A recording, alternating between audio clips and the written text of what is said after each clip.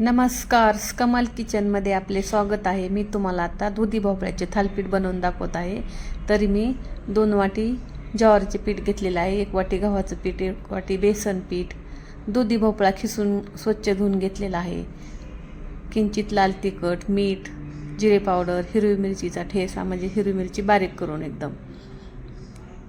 भोपळा स्वच्छ धुवून आता घेतलेला आहे आणि सर्व मिक्स करून त्याच्यामध्ये मळून घ्यायचं। कात्रा आपण भोपळा धुवून घेतलेला आहे म्हणून त्याच्यामध्ये पाणी आहे। जर पाण्याची आवश्यकता लागली तर थोडं पाणी टाकून असं पीठ पूर्ण चांगलं मळून घ्यायचं।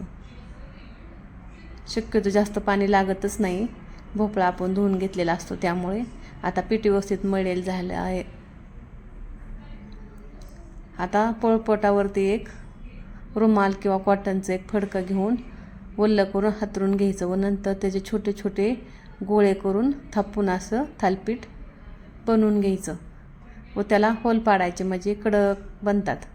आता गॅसवरती तवा चांगला गरम झाल्याच्या नंतर असंच फडकं उचलून ते थालीपीठ त्याच्यावरती टाकून घ्यायचं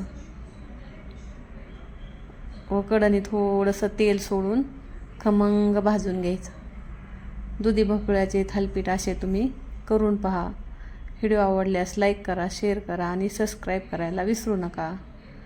लहान मुलं भोपळ्याची भाजी किंवा काही खात नाहीत, त्याच्यामुळं तुम्ही पण असा दुधी भोपळ्याचा वापर करून पहा।